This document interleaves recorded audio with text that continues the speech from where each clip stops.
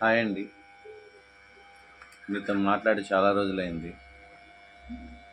ఏమన్నా video late చేస్తుంటే క్షమించండి. లేట్ చేయడం కాదు, చాలా లేట్ చేశాను. నా తప్పేంటో నాకు తెలుసు. కానీ ఇక్కడ పరిస్థితులు అనుకూలంగా లేవండి.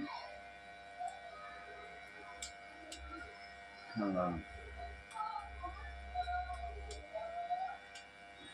విశాఖ నుంచి వైజాగ్ నుంచి వచ్చిన తర్వాత కానించి ఇక్కడ పరిస్థితులు ఏం పెద్దగా అనుకూలంగా లేవండి.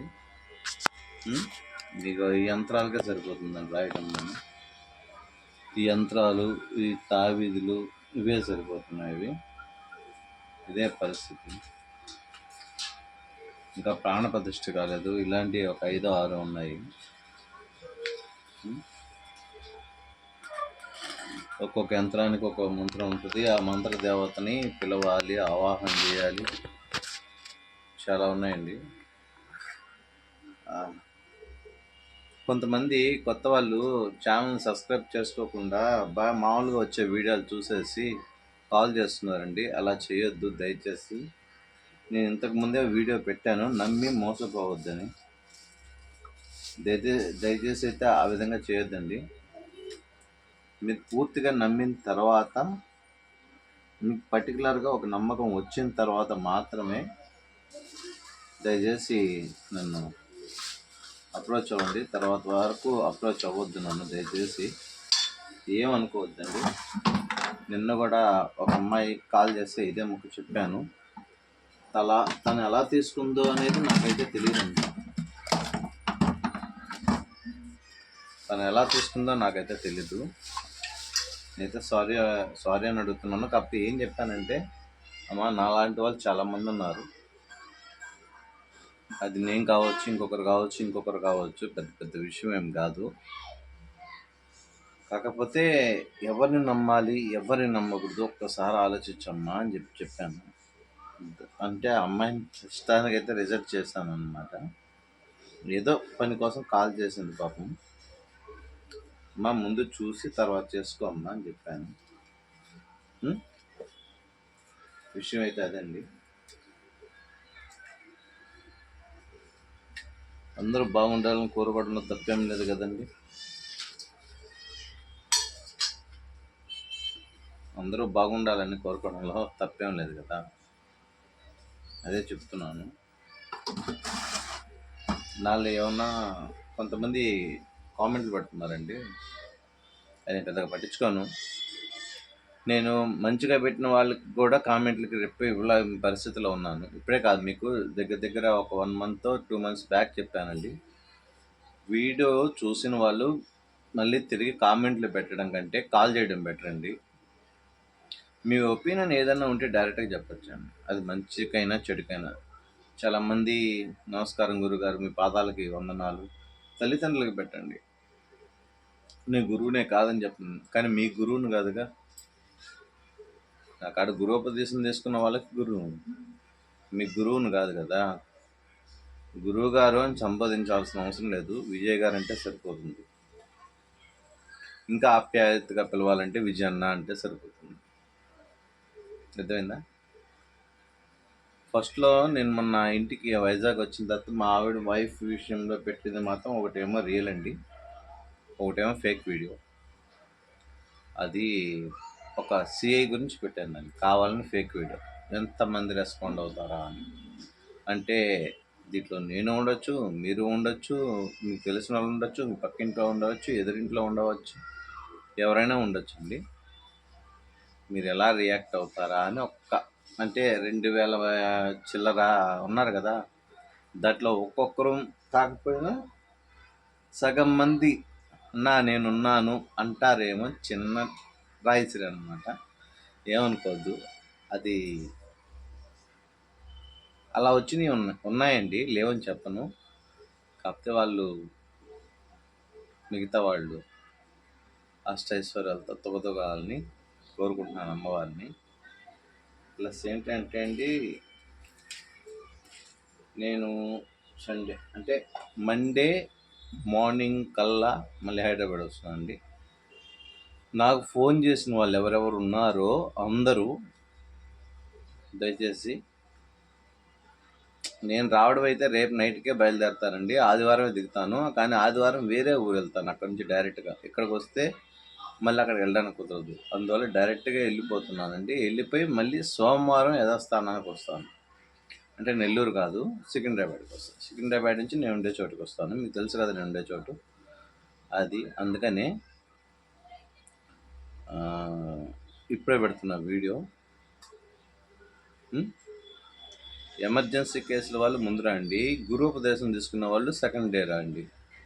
ఎవరెవరు గృహోపదేశం తీసుకోవాలనుకుంటున్నారో వాళ్ళు సెకండ్ డే, అంటే ఈరోజు సాటర్డే కదండి, సాటర్డే శనివారం అంటే 7:40కి ట్రైన్. కానీ రేపు దిగిన వేరే ఊరికి పోతాను, అంటే ఆదిలాబాద్ జిల్లా పోతాను. జన్నారం ఇంకా పక్కన పల్లెటూరు ఏదో వాళ్ళు రిసీవ్ చేసుకుంటారు, మా సంబంధం లేదు. రెండోది వచ్చేసి సికింద్రాబాద్ నుంచి అటుపక్క బొల్లారమో ఏదో పెద్ద ఐడియా లేదు, అది ఊరు. అది ఏ జిల్లాకు వస్తుంది? అక్కడే 10 జిల్లాలు ఉన్నాయి నాకు తెలిసి. తలనొప్పి అయిపోతుంది తెలంగాణకు వచ్చినప్పుడు నాకు. ఆ ఊరి పేర్లు కనుక్కోలేకపోతున్నాను అనమాట. దానివల్ల సారీ చెప్పలేను. అక్కడికి ఆ పని చూసుకొని వచ్చేస్తాను. పక్క రోజు అంటే సోమవారం మీకు ఎర్లీగా, అంటే 9-10 గంటల లోపల లక్ష్మీగూడలో ఉంటాము. ఓకేనా? ఎవరైనా కాల్ చేయాల్సిన వాళ్ళు ఉంటే ముందుగానే కాల్ చేయండి. ఎవరు గురూపదేశం కోసం ఫోన్ చేశారో వాళ్ళు కాల్ చేయండి. మిగతా ఎవరెవరు ఇబ్బంది పడుతున్నారు, టైం అయింది అని చెప్పేసి, అలసటగా ఉందని చెప్పేసి అనుకుంటున్నారు, వాళ్ళు కాల్ చేయండి. వచ్చిన వాళ్ళే వచ్చి ఏం చేయొద్దండి.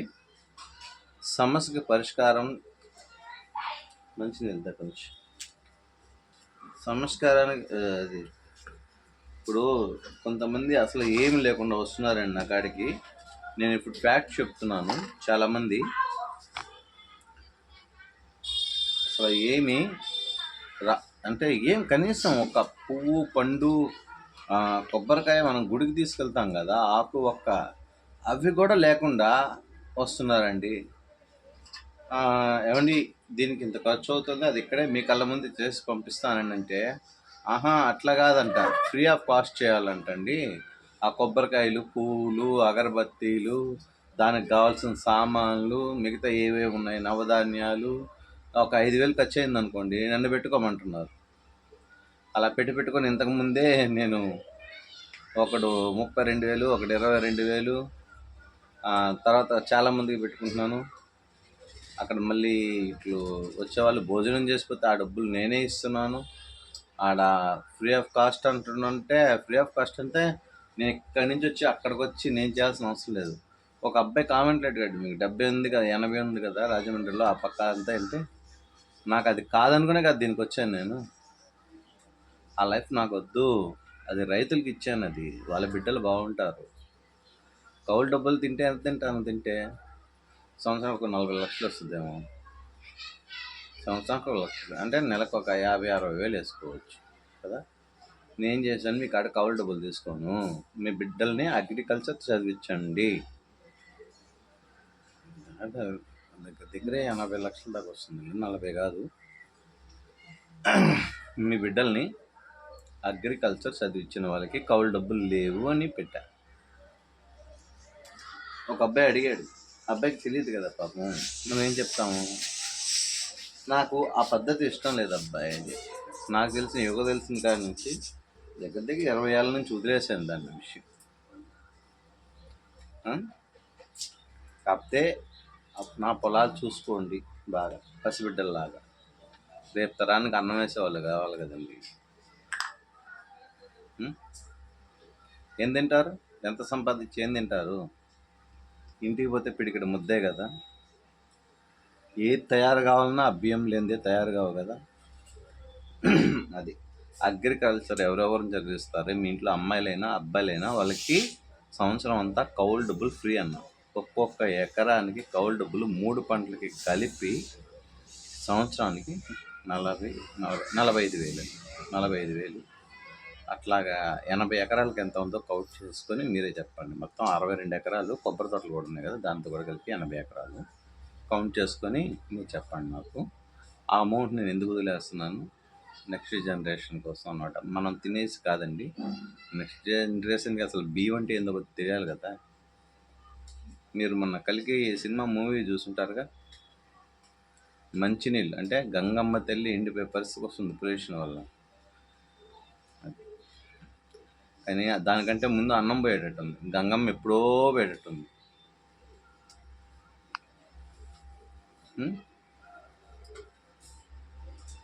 ఏయ్, అర్థమవుతుందా? దానికే ఆ కౌలు డబ్బులు వద్దని చెప్పేసి వాళ్ళకి ఇచ్చేసి నేను అగ్రికల్చర్ చదివించండి, ఆ చదివించిన వాళ్ళ వరకే ఆ మనీ రిమూవ్ చేస్తాను. మీరు లేదంటే మిగతా వాళ్ళకి కట్టిస్తానంటే అందరూ దగ్గర దగ్గర ఒక ఇంట్లో 2 ఉన్నారు, ఒక ఇంట్లో 3 ఉన్నారు, ఒక ఇంట్లో ఒక్కొక్కరే ఉన్నారు. ఈక్వల్ చెప్పాలంటే 2 నెంబర్స్ అనుకోండి, 82 160 మంది చదువుతున్నారు అగ్రికల్చర్. 160 మంది అగ్రికల్చర్ చదివేటప్పుడు సేంద్రియం కాకపోయినా కూడా ఇంతకుముందు పాతకాల పద్ధతులు మాకు అక్కడ బాగా అనుభవం, ఆ పద్ధతుల్లో చేస్తాం ఎరువుతోటి. ఇది మంచి ఆలోచన కాబట్టే కదండి నేను 21 సంవత్సరాల నుంచి తిరుగుతున్నా కూడా వదిలేశాను. ఇవంటారా, చాలామంది చెప్తారు కదా నేను అవ్వలేదు అన్న వాళ్ళు ఎవరన్నా ఉంటే, విజయవాడలో ఒక అమ్మాయి ఉందండి, పేరొద్దు, యంత్రంలో పేరు తప్పు రాశాను. తను పంపించడం తప్పో, నేను రాయడం తప్పో, లేకపోతే వేరే కండిషన్లో ఉండి తప్పు రాశాను నాకైతే తెలియదు. 99% అమ్మవారి ఆధీనంలో ఉంటుంది యంత్రం రాసేటప్పుడు, నా పరిస్థితిలో ఉండదు. వాళ్ళకి ఇంకా కర్మఫలం తీరలేదంటే యంత్రంలో ఆటోమేటిక్గా మిగతా 3 పేర్లు బాగున్నాయంటే 4వ పేరు మాత్రమే మారిందంట. ఎలా మారింది? నేను ఇక్కడ అన్నీ కరెక్ట్గా రాసి పంపించాను, అది నాకు తెలుసు. అంటే అనుభవించాల్సింది. పైగా ఏంటి, నాకే సెటైర్ వేసింది, మీ పరిస్థితులు మీరు చూసుకోలేకపోయారు, మాలాంటి వాళ్ళకి నువ్వేం చేస్తావు, అంతకుముందు అన్నయ్య కడుపులో బాగాలేదు, ఆపరేషన్కి వెళ్ళాలన్నయ్య, లేదంటే దేనికో వెళ్ళాలన్నయ్య, ఒక 3,000 ఉంటే అన్నయ్య, ఒక 5,000 ఇవ్వాలన్న అంటే వేసాను. ఆ అమ్మాయి కావాలంటే నాకు ఆ నెంబర్ కూడా ఉంది, ఇందాక కూడా 3 సార్లు ఫోన్ చేసి నేను లిఫ్ట్ చేయలే, కట్ చేశాను. చెప్తా, ఆ అమ్మాయి 5,000 కాదు 10,000 అడిగినా 20,000 అడిగినా ఇచ్చేవాడిని, అది అన్నయ్యలాగా. అమ్మాయి కామెంట్ పెడద్ది, నిన్ను కొడితే దిక్కు ముక్కు లేదు, మాలాంటి వాడికి కొట్టడానికి మంత్రానికి ఏమైనా సంబంధం ఉందా అంటే, అది దొమ్మి కోసిలా క్రియేట్ చేస్తుంది. ఎందుకంటే నా మెడలో ఉండవలసిన బంగారుది ఆంజనేయ స్వామిది ఇప్పుడు స్టీల్కి వచ్చింది, ఆన్లైన్లో బుక్ చేసుకున్నది.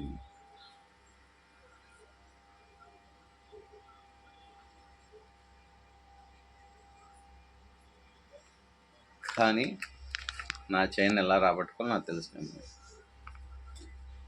విషానికి విరుగుడు దొరకవచ్చు, కానీ విరుగుడే దొరకని విషయాన్ని తయారు చేయాలి కదా, దానికే ఎదురు చూస్తున్నాను. అర్థమవుతుందా? సమస్య రాని పరిష్కారం, పరిష్కారం లేని సమస్య. కొంతమందికి అర్థం కాకపోతే ఈ జనరేషన్కి, కొంతమంది దొంగ కామెంట్లు పెడుతున్నారండి, నేను 25,000 ఇచ్చాను, నేను 30,000 ఇచ్చాను, నేను 40,000 ఇచ్చాను. వాళ్ళు ఎవరు నా కాడికి రాలేదండి. దాని కింద నా కామెంట్ ఉంటుంది చూడండి, మీకు ధైర్యంగా ఉంటే ఇంకొకరికి కాదండి, నాకు డైరెక్ట్గా కాల్ చేయండి అంటే కాల్ చేయట్లా. ఫేక్ కామెంట్లు 1 2 ఉన్నాయి, అవి అనే పరిస్థితిలో ఉన్నాయి. నేను తను వస్తానంట 2,500 తీసుకున్నానంట, అది నెగిటివ్ ఎనర్జీ తీయడానికి నేను తీసుకున్న అమౌంట్ కరెక్టే, నాగదోషం ఉన్నది, అది మాత్రం నిజమే. నా కాడికి వచ్చారు వాళ్ళు, నేను అమౌంట్ చెప్పాను, దానికి అయ్యే ఖర్చు, హోమం ఖర్చు, రాహుకేతులు పూజ, శని ప్రభావము, కుదుజోషము, తర్వాత నాగ పూజ, సుబ్రహ్మణ్య స్వామి చేయాలి. దీనికి వెండి పడగలు వేయాలి, వెండి పడగలు, సర్పంతో ఉన్న వెండి పడగలు మీరు చూసుంటారు, హైదరాబాద్ వాళ్ళు కానీ బయట వాళ్ళు కానీ. వాటికి అయ్యే ఖర్చు మినిమం 32,000 ఉంటుంది. 4 హోమాలు, ఒక పుట్టకు సంబంధించిన వెండి 32,000 దాకా ఉంటుంది. నేను మన డబ్బులు కొంచెం వేసుకుంటే మనకే ప్రభావం కొంచెం బాగుంటుంది కదా అని చెప్పేసి 25,000 చెప్పానండి వాళ్ళకి. నేను మీరు కాలాస్త్రమైన అంతే తీసుకుంటారు. 23,000 అవుద్ది, ప్లస్ ఏంటంటే మీకు ఖర్చులు ఛార్జెస్ పడతాయి. మళ్ళీ ట్రస్టీకి విడిగా ఇవ్వాలండి. నాగదోషానికి విడిగా 3,600 విడిగా కట్టాలి. అప్పుడు ఎంత అయిందండి? 27,000 చిల్లరైంది. ఫోన్లే ఇక్కడికి అక్కడికి ఏమన్నా తేడా ఉందా? లేదు కదా. 25,000 నేను అడిగానండి, నిజంగా అడిగాను. తను ఇవ్వలేదు కదా. ఇవ్వకపోగా కామెంట్లు పెట్టాడు. కామెంట్లు పెట్టడం అవసరమా? నీ కాళ్ళు లేనప్పుడు ఇంత లేదు ఇంత చేస్తానని చెప్పు. నువ్వు చేయి నేను డబ్బులు ఇస్తాను అంటాడు. సరే డబ్బులు ఇవి అంటే నువ్వు చేసిన తర్వాత ఇస్తాను అంటాడు. అదేంటండి? ఈరోజు గుడికి పోయి రేపు వచ్చి కొబ్బరికాయ ఇస్తాను, ఎల్లుండి వచ్చి కడ్డీలు ఇస్తాను, అవతల ఎల్లుండి వచ్చేసి అగరబత్తి ఇస్తాను, అవతల ఎల్లుండి వచ్చేసి కర్పూరం ఇస్తానంటే అదొక లెక్కేనా? పద్ధతేనా అది? కాదు కదా. కొంచెం మంది మూర్ఖులు ఉన్నారండి, ఇలాంటి వాళ్ళని పట్టించుకోకూడదు. దానికి మీరే రిప్లై ఇవ్వాలి. నేను చూస్తున్నాను అంతే. మూర్ఖులు వీళ్ళు మారరు. వీళ్ళకి తిరుగుళ్ళు అలవాటైపోయింటాయి. భార్య వచ్చి ఉంటుంది, పిల్లలు పుట్టుంటారు, తండ్రి స్థానం నుంచి తాత స్థాయికి కూడా పోయి ఉంటారు. కానీ ఆ మూర్ఖత్వం అనేది ఉంటుంది చూసారా, అది పొగరు పోయేంత వరకు వీళ్ళు బాగుపడరు. వీళ్ళు బాగుపడకపోగా వీళ్ళు నమ్ముకున్న వెనక 10 మంది ఎవరుంటారో వాళ్ళని కూడా నాశనం చేస్తారు. చెప్పింది అనరు. చెప్తే ఇంటే పర్వాలేదు, ఏదో పెద్ద సామెత చెప్తారు, చెబితే వినడు కొడితే ఏడుస్తాడని కదా. వీళ్ళ పరిస్థితి అన్నమాట. పరిస్థితి తల మీదకి వచ్చినప్పుడు ఏమో ఏడ్చి కూర్చుంటారు, ఎందుకు చేయించుకోలేదురా భగవంతుడా అని. అదే హాస్పిటల్ ఖర్చు అయితే 1,00,000 కాదు 2,00,000 తెచ్చుకుంటున్నారు కదా మీరు. కామెంట్లు పెట్టిన వాళ్ళు ఏమన్నా బాగుంటారండి? ఏమన్నా బాగున్నారా? ఆ అబ్బాయి ఆ రోజు ఒకడు తలకాయ తింటున్నాడు, ఎవర్రా నువ్వు, ఎవర్రా నువ్వు, ఎవర్రా నువ్వు, ఎవర్రా నువ్వు అని. ఇప్పుడు ఏడి? గమనించారా మీరు? ఇప్పుడు ఏడి? ఎవర్రా నువ్వు, ఎవర్రా నువ్వు, అదేదో పుష్ప సినిమాలో పెట్టారు ఎవర్రా నువ్వు అని, అట్లా కామెంట్లు పెడుతున్నాడు. ఇప్పుడు ఏడా కామెంట్ పెట్టా మనిషి? నేనేం చేయనండి, నా చుట్టూ యక్షిణీలు ఉంటాయని చాలామంది చెప్పాను. అర్థమైందా? 21 మంది దాడి చేస్తే నేను ఒక్కడినే ఉంటే నన్ను కాపాడింది ఎవరండి? 21 మందిలో నేను ఒక్కడిని. ఎంత బలంగా ఉన్నా కూడా ఎంత అండి? ఒకరు లేకపోతే ఇద్దరు. ఏమైనా సినిమా హీరోలమా గాల్లో లేసి కొట్టడానికా? నడుముకి తాళ్ళు కట్టేసుకొని గ్రాఫిక్స్ రాజమౌళి గ్రాఫిక్స్ లాగా చేయాలనుకుంటే అవి మన వల్ల కాదు కదండి. మనం రియల్ ఫైటర్స్ కాదు కదా. మనం ఏదో సాత్వికంగా పప్పు సాంబార్ తిని దేవుడికి నైవేద్యం పెట్టుకునే వాళ్ళం, మన వల్ల వద్దా? కాదు కదా. అదే మూర్ఖులు, మిమ్మల్ని మీరు కాపాడుకోలేకపోయారు. 21 మంది వచ్చి పడిపోతే ఆ వీడియోలు ఉన్నాయి, మీకు రివీల్ చేస్తాను. అసలు వాళ్ళు మనుషులేనా అంటారు. ఎందుకంటే ఈ వినాయక చవితి అయిపోయిన తర్వాత వాళ్ళని రివీల్ చేస్తాను. నా కాడ వీడియోస్ ఉన్నాయి. ప్లస్ ఇంకోటి, సిఐకి సంబంధించి నన్ను అమౌంట్ అడిగిన దానికి, ఆ చైన్కి అమౌంట్ అడిగిన దానికి ఎన్నిసార్లు కాల్ చేశాడు అనేది కూడా దాన్ని ప్రూఫ్ పెడతాను. రెండో విషయం, దాడి జరగక ముందు నేను ఎలా ఉన్నాను, నా మెడలో చైన్ ఎలా పోయిందో కూడా ఆ వీడియో ఉంది నా కాడ. అయినా కూడా ఒక సిఐ రిప్లై కూడా ఇవ్వలా, కేసు కూడా తీసుకోలేదు. మరి కేసు తీసుకున్నప్పుడు నా లెక్కలో నేను పోవాలి కదా. కేసు తీసుకొని దాన్ని ఏదైనా సాల్వ్ చేసి, ఏదైనా రికవరీ చేసి, సర్వే చేసి, ఎంక్వైరీ చేస్తే పర్వాలేదు. అది కూడా చేయలేదు. ఎందుకంటే నేను లంచం ఇవ్వలేదు, వాళ్ళు లంచం ఇచ్చారు. ఎంత అండి? 1,45,000. అర్థమవుతుందా? చాలామంది అనుకుంటున్నారు 25,000 రూపాయలు తీసుకున్నాడు కదా పలానా పూజకని. 25,000 అయిపోదండి. దాంట్లో నాకు మిగిలేది 280, 2,500 కానీ, 2,300 కానీ, 2,800 కానీ మిగులుతాయండి. పర్సంటేజ్ మిగులుతుంది, మిగతా ఖర్చు అయిపోతుంది. ఒక్కోసారి నా చేతి కూడా పడదు. కొన్ని తక్కువ అయితే నేను మర్చిపోతే, ఈ ఫోన్ల వల్ల కొంచెం మర్చిపోతే ఇంకొంచెం ఎక్కువ కూడా పడవచ్చు. అది ఆలోచించరు జనాభా.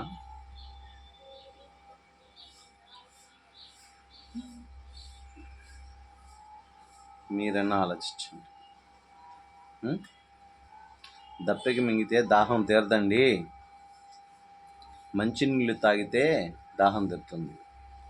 సమస్యకి పరిష్కారం చేసుకుంటే పరిష్కారం తీరుతుంది, కానీ పరిష్కారం లేని సమస్య కోసం అట్టే కూర్చుంటే నాకు అది లేవు అంటే నేనే కాదండి, భగవంతుడు కూడా ఇవ్వడు. ఆఖరికి గుళ్ళో పూజారి మీ మనిషి కాకపోయినా మీ సొంత మనిషి అయినా సరే, నువ్వు ఎవడు 10 రూపాయలు వేస్తాడో వాడికి ముందు విలువిస్తాడు, కానీ రూపాయి వేసేవాడి కోసం ఎదురు చూస్తాడా, 10 రూపాయలు వేసేవాడి కోసం ఎదురు చూస్తాడా? ఇది కలియుగం.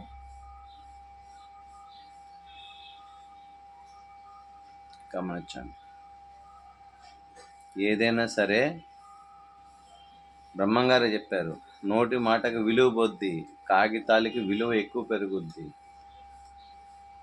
నా మాట కరెక్ట్ అయిన వాళ్ళు, నమ్మిన వాళ్ళు, ఇది నిజమన్నా అని చెప్పిన వాళ్ళు ఎవరైనా ఉంటే ఇప్పుడు పెట్టండి కామెంట్, సరేనా? నెగిటివ్ కూడా తీసుకుంటాను, కానీ తీసుకునేది నేను, చూసేది నేను, వినేది నేను కాదు, భగవంతుడు ఉంటాడు, సరేనా? అందరూ బాగుండాలి. వాళ్ళ దెబ్బకి భయపడి ఉంగరాలు తీస్తాను చూడండి, మరకలు అలా పడిపోయింది. భయపడంటే మీరు ఎందుకు భయపడుతున్నాను? చేతపడి చేసి వచ్చా. చాలామంది అడిగారు నన్ను ఆ ముక్క. తప్పండి. ఒక ప్రాణం పోసే విలువ లేనప్పుడు, శక్తి లేనప్పుడు ఒక ప్రాణం తీసే శక్తి అయితే ఖచ్చితంగా లేదు. నా వీడియోలో చాలామంది ఫోన్లు చేసినప్పుడు కూడా నేను చాలామంది చెప్పాను, ఏదన్నా కావాలంటే వాడిని మార్చి మీకు అప్పచెప్పగలనే తప్ప చంపడం అనేది చాలా తప్పది. నేనే కాదు, ఇంకా చాలామంది ఉన్నారు. మన హైదరాబాదులో ఒక వీడియో రిలీజ్ అయిందండి, నా ఫోన్లో కూడా ఉంది, అది నేను కూడా డౌన్లోడ్ చేసుకుని పెట్టుకున్నది. ఏంటి, హైదరాబాదులో చేతబడి కలకలం.